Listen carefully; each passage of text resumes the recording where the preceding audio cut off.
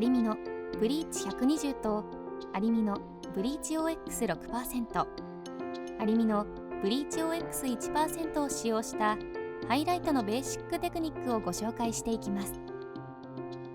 まずはハイライトの大事なポイントを3つ解説していきます。ハイライトの大事なポイントは、どこに、どこから、どのように入れるかです。この3つをマスターできると、スタイルに合わせてどのようなハイライトを入れたらよいか、ハイライトリタッチはどうすればよいかが分かりやすくなります。それぞれ代表的なテクニックがありますので、一つずつ解説していきます。一つ目は、どこに入れるかです。どこに入れるかは、セクショニングの基本パターンを理解しておくと便利です。ハイライトでは、12セクションに分けてどこに入れるかを考えます。12と聞くと多いように感じますが、カットと同じようにトップ、ミドル、アンダーの3セクションプラスバングセクションで構成されていて、それぞれホイールを貼れる幅に合わせて分割した形が12セクションとなります。ハイライトをどこに入れるかは、お客様のカットスタイルや普段結んでいることが多いか下ろすことが多いかなどの情報から、どこが見えやすい場所かを考えると入れるセクションを決めやすくなります。次に大事なポイントは、どこから入れるかです。どこから入れるかを考えるヒントは、髪を下ろした時や結んだ時に一番表面となる分け目、フ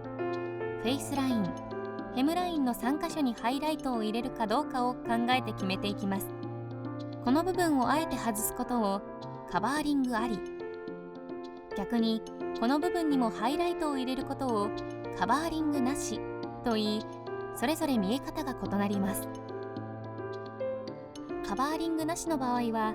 分け目からくっきりとハイライトが見えるので、より目立たせたい時に有効なテクニックになります。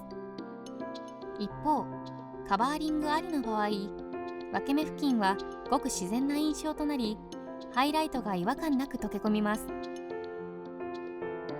3つ目の大事なポイントは、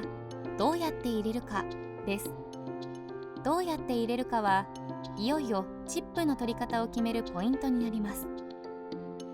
代表的なチップの形は逆三角形です。コームのテールで逆三角形の形になるようにチップを取り、ピッチと呼ばれる間隔を空けながら等間隔でチップを取ります。もう一つ、代表的な形は四角形です。逆三角形と同様にコームのテールで四角形になるようにチップを取り、等間隔でピッチを空けてチップを取ります。それぞれ見え方に違いがあり、逆三角形は根元から存在感のある仕上がりになり、四角形はさらに筋感がくっきりした仕上がりになります。また、ブリックワークと呼ばれるスライスごとにチップの位置をずらすテクニックを行うかどうかによっても見え方が変わります。ブリックワークなしの場合、髪が動いた時にハイライトが1箇所に固まって見えやすく、逆にブリックワークありの場合だと、細かい筋感がまんべんなく散りばめられたような自然な仕上がりになります。これらどこに、どこから、どうやっての3つを組み立てることで、ハイライトを感覚的ではなく理論的に捉えることができ、お客様のヘアスタイルや普段のスタイリング習慣に合わせたハイライト提案が可能になります。また、施術後はこの3つのポイントをカルテなどに残しておくと、次回ハイライトリタッチの際も同じ箇所を狙いやすくなり、スタイルの再現度も高まります。ここからは実際の塗布に向け、ホイール上での塗布方法とホイールの畳み方を解説します。まずは1センチ厚でスライスを取り、チップを取ります。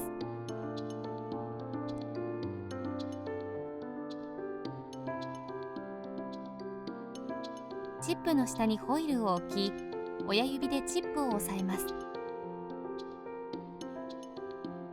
ブリーチ剤でチップを軽く貼り付けた後、根元から中間に塗布していきます。この時、塗布ムラができないようにハケで塗り広げながら全体に均一に塗布していきます。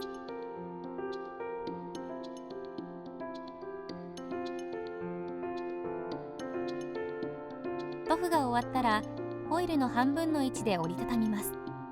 さらに下1/3の1程度の位置も折り目をつけて折りたたみます。最後にホイルの両側を2センチ程度折りたたみ完成です。